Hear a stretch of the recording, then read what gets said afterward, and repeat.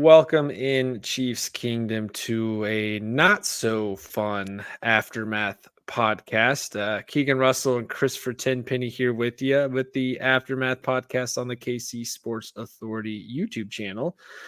And Chris, a lot of thoughts on this game. I know there's a lot of directions we can go on this, but Chiefs lose 21-17 to the Eagles in an incredibly frustrating second half, which has been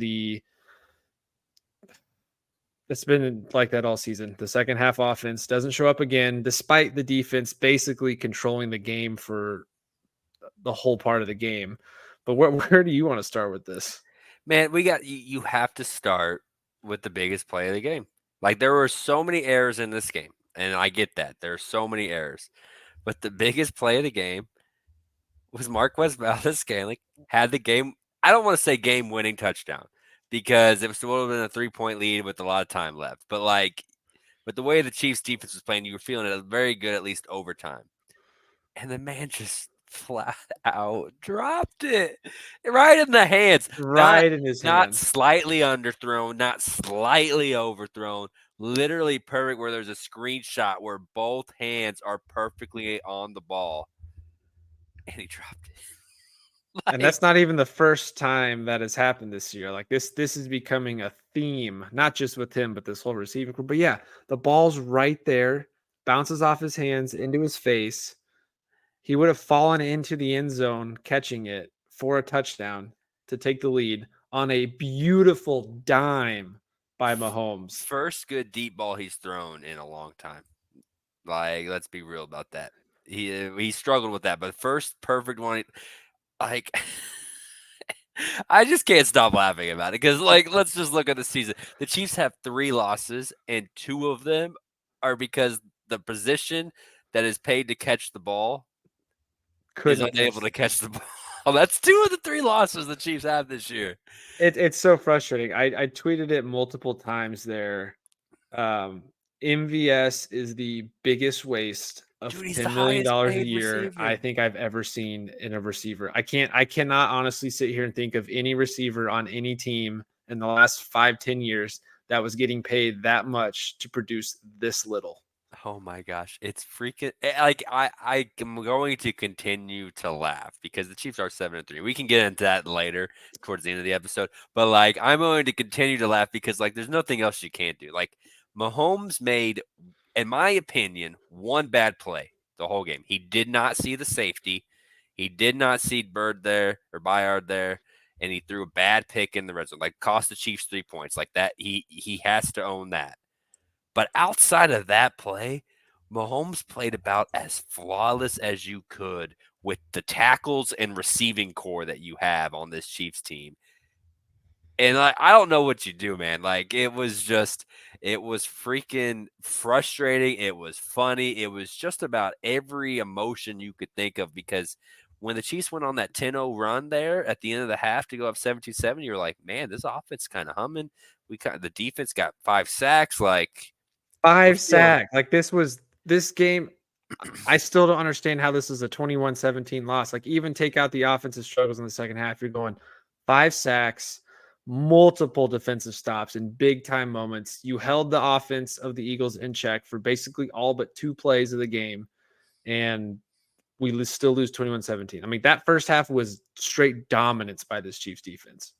the Chiefs didn't complete their long pass and the Eagles did. That's literally the Yeah, difference. Like again, there's a couple red zone turnovers, there's a couple other plays, but like you want to simplify it as much as possible. The beautiful pass Jalen had to Devonta, which was not as good of a pass as Mahomes was. underthrew it just a bit, and he It was still a good pass. Like don't get me wrong, that was a really good pass. It was not as good as Mahomes was, and the Chiefs completed theirs, and MVS dropped the Chiefs, and it's I don't even know like how to continue to describe it because this team should be 9-1.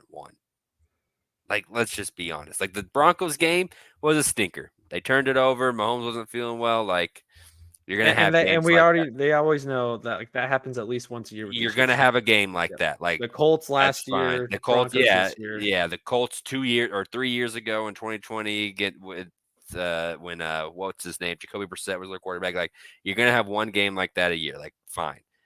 There's no way they should have lost to the Lions, and there's no way they should have lost to the Eagles, which is why, in such a weird way, the overreactions are blowing my mind by Chiefs Kingdom right now. I'll give you that. I mean, I'm definitely a part of that myself, overreacting. I think just the instant, like, how do you lose that game? If you step back and look at the bigger picture, this has been the NFL the entire season, even not just the AFC, NFC as well. The 49ers drop a game that had everybody wondering what the heck went on. They The lost Eagles drop 3 a in a game. row. And the Eagles lost to the Jets. Yeah, like look at the NFL this year. The Chiefs aren't going to get a go at the Ravens, and they aren't going to get a go at the Niners. But they got to go at the Dolphins and Jags, beat them, and they got to go at the Lions and the Eagles. And they were a couple of catches, one catch from Tony in the Lions game and one catch from MVS in the Eagles game from winning both of those games. So if you're sitting there, that drop by Sky Moore. yeah, and it's dropped by. So if you're sitting there at home being like, this Chiefs team isn't a Super Bowl team, how they've played 4 of the other top 6 teams in the league and have literally been 2 catches away from being 4-0 against those teams. So, and they only play 2 good quarterbacks the rest of the way. They play Josh Allen and Justin Herbert. Other than that, it's Are you sure those are 2 good quarterbacks? Exactly. Joe Burrow's out for the year.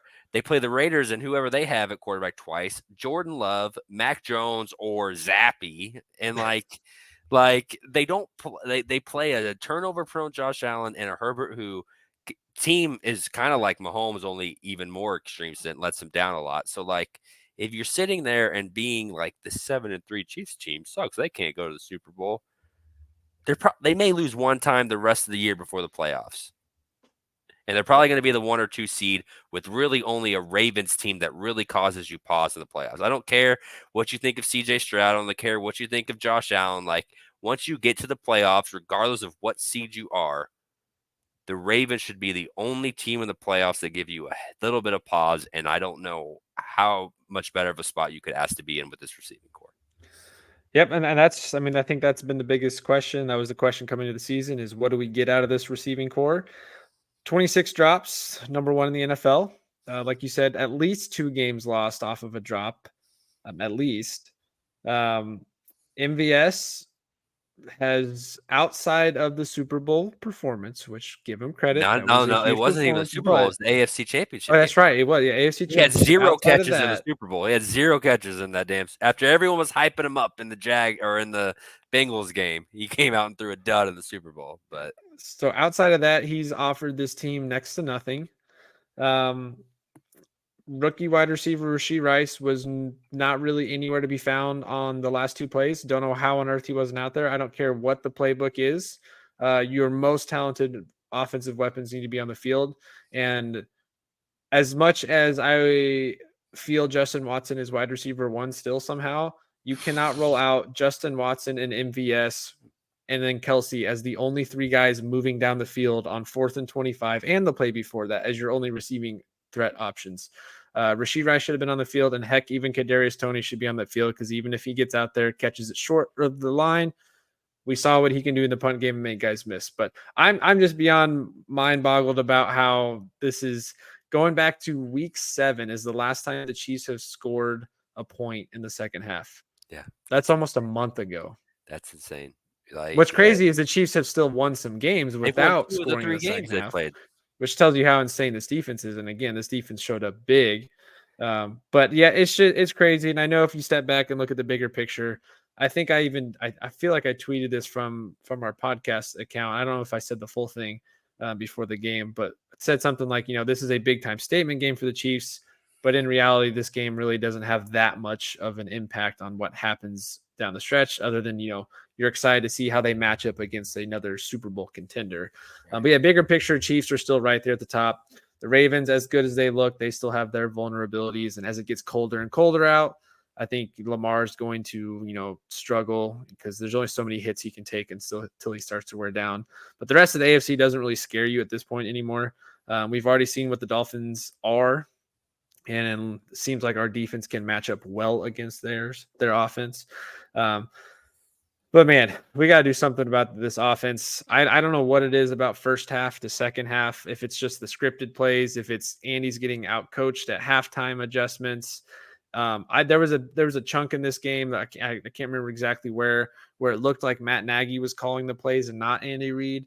I know that's not something we haven't really talked about this season of who's really calling plays there, but it just seems like the second half, the opposing team is making the halftime adjustment and the Chiefs are doing nothing in that second half to react. It's just bad play call, second and long, penalty, 3rd and 18, force it up, punt, fumble, interception, whatever the case may be. We just cannot figure out how to click in the second half. And I just don't know why.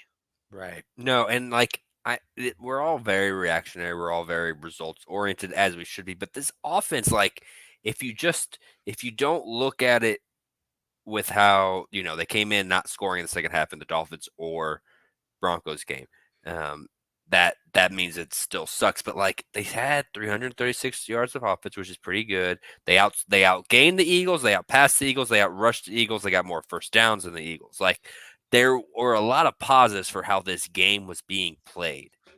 It still comes down to the turnovers. Like I know this is not the time to be the glass half full fan. Like I know everyone wants to be angry and yell at the clouds and blame every receiver there and blame Andy for not giving Rice more and like all these different things. I get that that's where this fan base is after a loss. But like the offense did look a little different. There were a few more 3-and-outs, but a lot of those were penalty oriented 3-and-outs, like a holding here, a false start there, a bullshit full start on one of those drives. Like there were some issues with the tackle still. But this offense did move the ball a lot better. They seemed to be committed to the run. Now, Pacheco, after his first rush in the second half, got 8 yards and 7 carries the rest of the second half. So people can be like, why'd you go away for the run?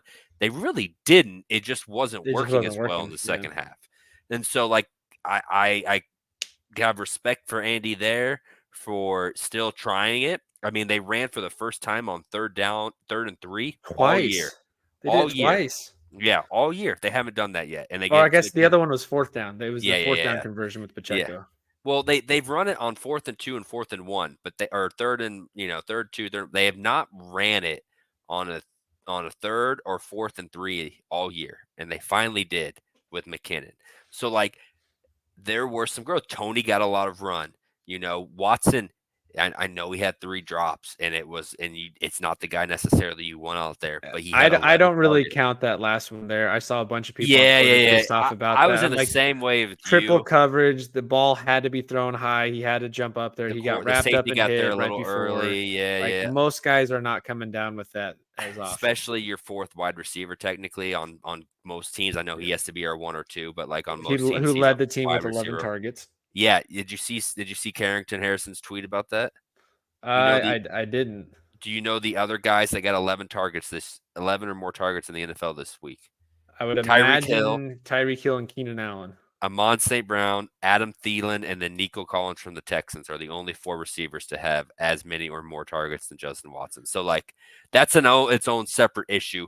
But, again, I mean, in all honesty, he was open for pretty much all. There was like 1 or 2 of those targets that Mahomes had to get it in there, but majority of those, he was actually open. Exactly. I think that's the crazy part is he's getting open. Then you go down.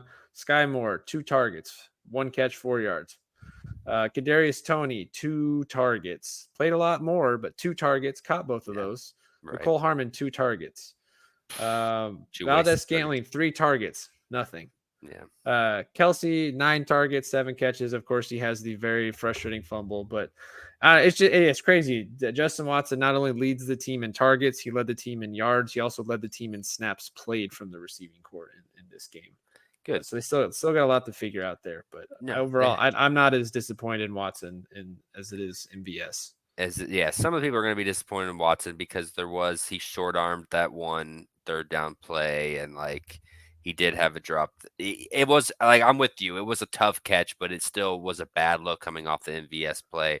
But like the shift was clearly present, and we're so result oriented, and your weaknesses are so magnified in losses.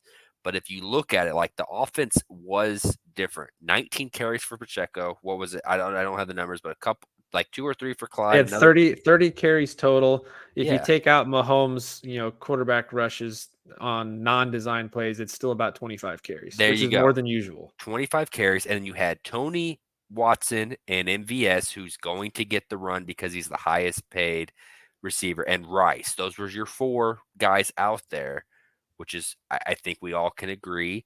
Maybe MVS is borderline, but again, he's 10 million, he's 6'4", he's lengthy. Like those are the guys that Mahomes has the most trust in. Put Sky Moore a little bit on the back burner, put McCall Hardman a little bit more on the back burner. Like there were clear efforts coming out of the bye to change this offense.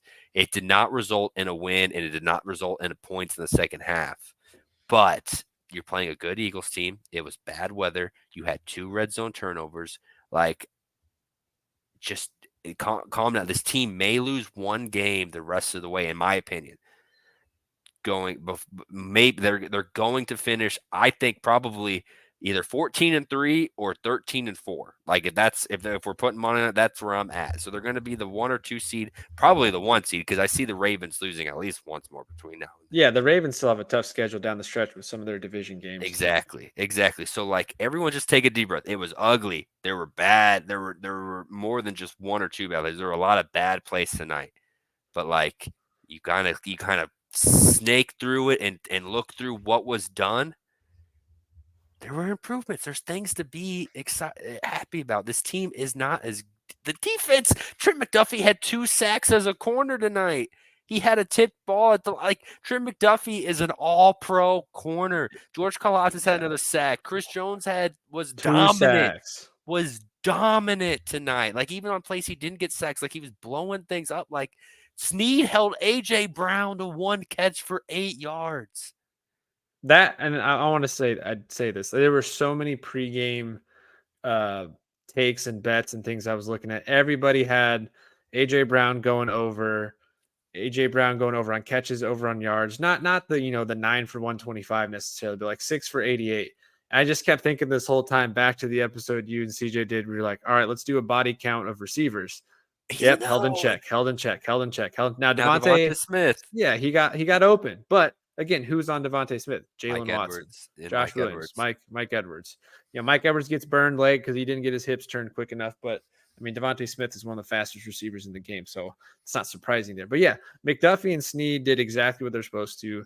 McDuffie, I think, is definitely making a case for Defensive Player of the Year. It's very hard to earn that quarterback position because he doesn't have the interceptions to show for. But the he's gonna get close to double-digit sacks the way he plays. He's forced a couple of fumbles.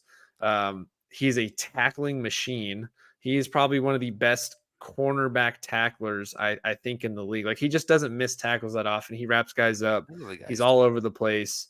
And yeah, I think that for me, that's what's frustrating is you see how good this defense is. This defense can go up against anybody in the league. I firmly believe that. They still hold the Eagles to 21 points. And honestly, probably would have been 14-17 if a couple things break our way, or maybe Edwards gets his hand up and tips it, and then we're not even sitting here talking about this. But the defense has been so good that I think as Chiefs fans, you're just so frustrated because you're used to this high-powered offense from the last several years. And now I think if you look across the NFL as a whole, it is the year of the defense. The defense is catching up. Coordinators are figuring out how to slow teams down. They're playing different coverages. You have to eat up the middle and slowly work your way down. Take your shots when you can. So I think as Chiefs fans, it's just so frustrating because we're used to seeing Mahomes go, 28 for 35 for 370 yards and 4 touchdowns, and we just can't win that way now. But yeah, I think the other catch 22 is I'm just looking at the game here. It's like, man, the good news is the Chiefs have not really gotten beaten necessarily in the sense of where they're being just severely outplayed, that the team on the other side is just a far better team. Mm-hmm. Throw the Broncos game out the window. I don't think that really has any impact on anything. The Lions game, not that the Lions are bad. They played a very good game, but the Lions didn't necessarily do a whole lot to win the game. The Chiefs did things to lose the game. Mm-hmm. Same thing tonight. The Eagles, for the most part of that game, really didn't do anything offensively. They had DeAndre Swift had a few big plays. Jalen Hurts made a few plays, but in all honesty, this defense held them in check outside of the one big play down the field. So I think the one positive you can take away from the game is, or not one of, but one of the biggest positives is the Chiefs aren't losing games because they're they're getting outplayed necessarily. They're just doing the mental mistakes. They're shooting themselves in the foot. Classic things like that. So the good news is, yes, that maybe that evens back out throughout the year. I think that's the other part of why it's so frustrating. It's like every single one of these games you should be winning if you don't make the mistakes. You know, it's just like with KU football. KU football doesn't muff a few punts this year or a couple costly mistakes here. KU's sitting here at a potentially undefeated season or a 1-loss season versus the 3 losses now, or I guess 4 losses now. But I don't know. That was my biggest takeaway is the fact that the good news is, even though the offense isn't clicking to the level that we're used to, the defense is in a position to keep us in games and potentially win games as long as the offense doesn't shoot themselves in the foot. So again, another loss here where it's a very frustrating loss, but in the bigger picture, the Chiefs do 3 other things better, 3 plays that go better. We're not sitting here talking about. So we're probably sitting here talking about a 27-14 win. Right. What was your thought on the punt from the 39-yard line? Yep, I was going back and fourth and 4 was about 6.5 minutes left. Your defense has played solid. It's 17-14 at that point. Right. Worst case scenario, you're still down 21-14 with a few minutes left. Best case scenario, they come down. Well, I guess at worst you're down 4 points, so you're in the same position you were at the end of the game. Best case scenario, you've turned the ball over from them. They kick a field goal. It's tied up. They miss a field goal, whatever. I think I would have gone for that. They were pretty solid on third down up to that point, and I think the offense, even though it struggled in the second half, they were still doing enough. And we all know Mahomes can go get himself 5 yards any play he needs. So I think I probably still would have gone for it, even if they don't get it. You're still on plus side of the field, so the Eagles still have to go a decent ways in sloppy conditions. And again, up to that point, the offense hadn't really done anything to really leave you worried. So I think I would have gone for that. I'd be curious to see Andy Reid's thoughts. I'm sure he'll get asked about that in the post game, but I think I would have gone for it there. Yeah, I think you have to go for it there. I think that if you're weighing, like, I don't care how conservative of a team you are, which I don't mind Andy being conservative. I know that's a big issue with a lot of fans, is how conservative Andy is. Andy has, in my opinion, he's kind of normally like in the like undecided range. They have those charts on super aggressive, normally he's been a little bit more on the conservative side this year than the kind of no man's land, but he's earned that. Like he's too successful of a coach. But like you're basically in Harrison Butker's range. Now I know the weather probably prevents you from kicking a 56-yarder there, but like your defense has been balling. Worst case scenario, they go down the field and score, which they did anyway. Like the thing that concerns me is the Eagles started to show that you can all out blitz Mahomes. And Mahomes, even though he knows where to go with the ball, like they all out blitzed him on that completion, that beautiful completion to Watson. Like that was an all out blitz.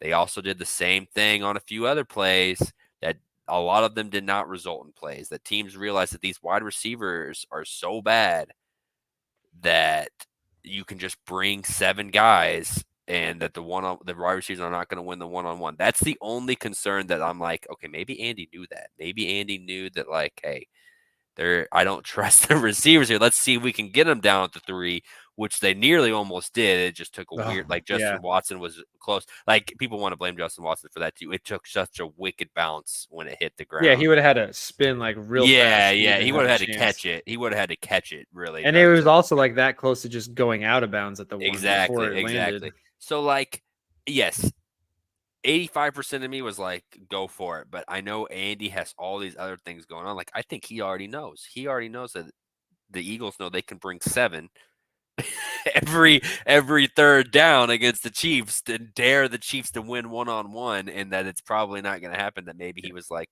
let's see if we can do it. So and up to that point, the defense had played so well that he goes, all right, I trust our defense to go get another stop. And, they were pretty much doing that outside of that Devontae Smith touchdown. But I think that's the other frustrating thing about Andy, because the rest of the league is much more aggressive. Andy, very selective when he does it. And it always feels like when he doesn't do it is the one time you're screaming for it. And the time he does do it, you're like, dude, just take the field goal. Just take the points. Goal. Right, and roll. Well, they did it earlier. And I know that a play later, it was a Kelsey fumble, but like that was the other positive thing. Okay, they handed it off to McKinnon on a 3rd and 3. They handed it off to Pacheco on a 4th down. Like, the short yardage game had an improvement. It is so insane to me. The more I look into this game and the more I read Twitter, the more I'm like, she's kind of showed some willingness to change, to improve out of the bye. Like, again, drops and turnovers prevented us from really seeing that clearly because they lost the damn game. But you start to dive into the play calls, you start to dive into the usage and all this other stuff, and you're like, Chris, they've kind of. I gotta cut you off for a second. I just saw this on Twitter now, so obviously this is super late now. Patrick Mahomes asked about the throw to MVS. I could have thrown the ball a little bit shorter to make the catch easier for him. That man ain't gonna. He's not gonna throw him on it. I mean, No, that's leadership right there. But yeah, I'm sorry to cut you off there, but I just saw that. I couldn't. No. That's the other reason to trust this team. Again, look at the NFC playoff picture. I will give the Ravens, who are currently the 1 seed, even though the Chiefs are in control of their own destiny. The Ravens are currently the 1 seed. Lamar and Harbaugh and that defense, they're a real threat. Got nothing else to say about them. You've already beat the Dolphins. You've already beat the Jags. Those are the 3-4 seeds. Do you really trust the Kenny Pickett, I can't even remember the kid's name for the Browns, and CJ Stroud's balling, but do you trust him and a rookie head coach against Andy Reid and Pat Mahomes against this defense too? Like, those are your current playoff teams. I will take normally when you go into the playoffs, there has been the Bengals and the Bills that you've circled and been. And you might not have to see either one. I mean, the Bengals for sure. Yeah, the Bengals are now. Even if the Bengals somehow scrounge in, they are not a threat. Even if the way the Bills are playing, they're going to be sitting at home watching the playoffs. Exactly. Too. So, like, you're still set up. You have one team that you're kind of. I don't. Scared is not even the word I would use, but like, you could see the Chiefs losing to. Oh, that Ravens game has so much 20-17 just written all over it. Right. Exactly. Like, you've got so many things. You got maybe the 2 of the best quarterbacks in the league. You got 2 of the best kickers in the league. You got 2 of the best coaches. You got 2 of the best defenses. Like, there's a lot of storylines if the Chiefs meet the Ravens. So here's another stat every other team in playoff contention in the AFC outside of maybe the Bills, if they get right, don't scare me. So here's another good stat for you about A.J. Brown as we're continuing the Chiefs cornerback dominance. A.J. Brown was held to 1 catch for 8 yards on 4 targets. It's only the second time in Brown's career he's been held to under 10 yards in a game, with minimum 50% snaps of the game. He's had 65 yards or more in each of his past 7 games. That's incredible. Yeah, exactly. That's an incredible stat. That was what was pissing me off about Aikman. Aikman was like, that's Snead's 13th penalty, leads the league, and it's like, okay, but like all of those except maybe 1 or 5 yarders. Yeah. like he picks up a 5-yarder or 2 a game. Like, okay, that allows him to play the way he plays and able to do what are you gonna be okay with him giving up a first down in a drive, or or playing 7 soft for 120? Yeah. Like, the trade-off is, so anyone complaining about Snead penalties also just doesn't know ball at this point. Like, but Chiefs Twitter has been fun watching tonight, and honestly, this does not come from Chiefs Kingdom, but another tweet that just really has me cracking up, because this is a major shot at Brett Veach, and that is one DeAndre Hopkins. That drop hurt them big. Okay, like, who cares? Like, I know. I mean, somebody else tweeted out earlier. DeAndre Hopkins is on the 3-win Titans. Like, who cares? Somebody else earlier was like, "Man, DeAndre Hopkins over here is saying, man, all you had to do was pay me." I'm like, "Well, we offered you $4 million and you weren't going to take it. You got 12 feet. It wasn't going to happen." But yeah, you went 12. It shows you we still got to have a sure-handed receiver. But I don't know. I don't have much else to add onto this game. I could sit here and rant positively about the Chiefs because no one else wants to, and I just want to be different. But here we are. I mean, I think it's funny. I was thinking they were talking about it on 610 Sports this week or last week or something. They were talking about how frustrated the fans get when a loss happens, and it's just like the end of the world. But then they go, "Did you really have this team going 17-0?" Well, no, you had this team going 13-4. Okay, so that means they have to lose 4 games somewhere in there. Obviously, you don't. I think for me, when I always think back, it's like, okay, I don't mind if there's going to be a loss, but if you're going to lose, like, lose the game. Don't just have it dangling right there in front of you and then have a costly mistake. Like I would rather say like the Broncos game that sucked, but I'd rather it go down that way where it's just nothing's working than to be like, okay, control the game for majority of it and then Lose all of a sudden just fall. Yeah, I think that's what, because we're talking about reactions. I mean, the point of this episode, that's I think where fans just get more frustrated is the immediate reaction to the question, like the shaking your head type moments versus the, all right, man, we just like the I think to that Titans game.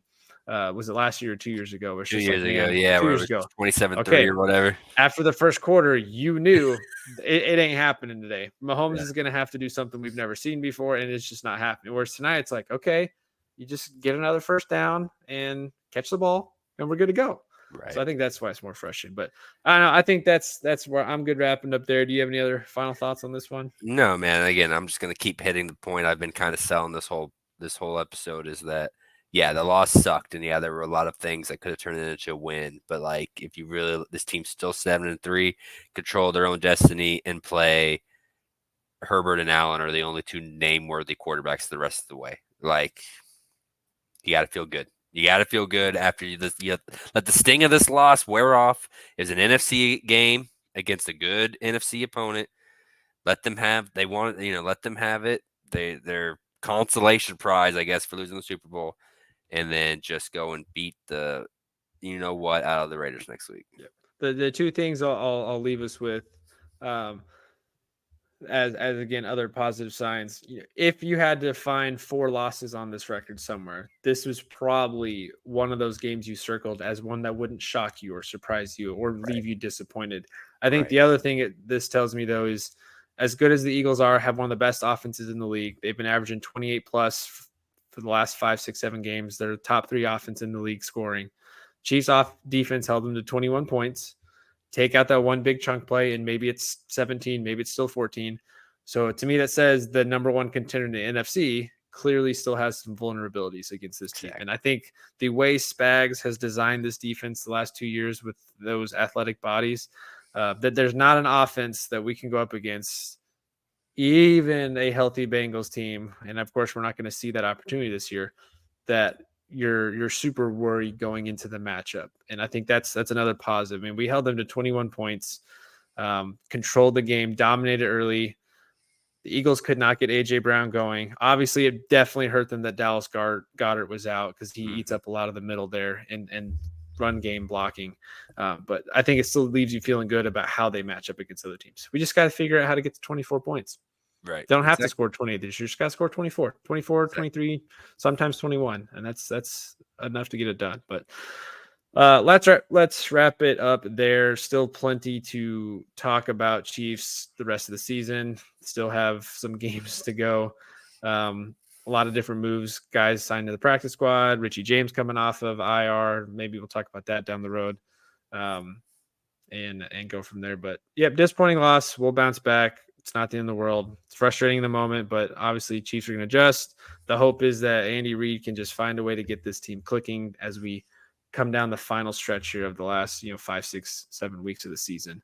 But yeah, Chris, any other final thoughts from you? Nope. Spags for Coach of the Year. I agree. Spags for Coach of the Year. I kind of think Chris Jones DeMeco slowly, yeah. But Chris Jones is starting to get some traction. I think if he could string off if he could get a sack every game here on out, I think he could put his way back up there. He's been crazy. Been a fun game, but not the end of the world. Still number 2 seed in the AFC with plenty of football left. The Ravens still have a tough schedule, so not too right there. But this has been I know I am not the one that normally does this, but this has been another edition of the Aftermath podcast, game reactions to the Chiefs' loss to the Eagles on Monday Night Football, 21-17. Usually you'll see CJ here instead of me. He was at the game tonight, and I'm sure didn't want to share his frustrations leaving a stadium when you're surrounded by 70,000 other pissed off fans. But I'm sure he'll have some thoughts later in the week to share. But he's Chris. I am Keegan. This is the Aftermath podcast on the KC Sports Authority YouTube channel. Of course, you can find Chris and CJ on Twitter. You can also find the Aftermath on Twitter. So there's Tenpenny's handle there at Tenpenny88. I'm at Keeganator_11. Of course, CJ is always doing stuff on Twitter. He's super active at CGZ81. He's probably on a spaces as we're talking right now. And if not, he will be on one tomorrow. He's got plenty of thoughts I'm sure you'll see. But you can find the Aftermath on Twitter at Aftermath_KC, as it's going across the bottom there. And don't forget to check out the rest of what we're doing on KC Sports Authority. And a lot of KU stuff right now, football and basketball going at a peak. KU just had a dominating win over Chaminade tonight. No surprise there. But Hunter Dickinson and Kevin McCullough look like the best 1-2 punch in the nation. So we'll have a lot more KU stuff coming the way. So be sure to check us out as well at KCSA Pod, Twitter, Facebook, Instagram, and TikTok. If you're listening on Spotify, thank you so much. Leave us a review. Make sure you're sending it out and sharing it with your friends. And of course, if you're watching on YouTube, please do us that quick favor and just hit that subscribe button. We got over the 200 threshold this week, and that's fantastic. Whoop. On our way to 250. The goal is There we 250 go. by the end of the year, and we're getting there. So do us a favor and hit that subscribe button and share with your friends. But until next time, guys, go Chiefs. Chiefs.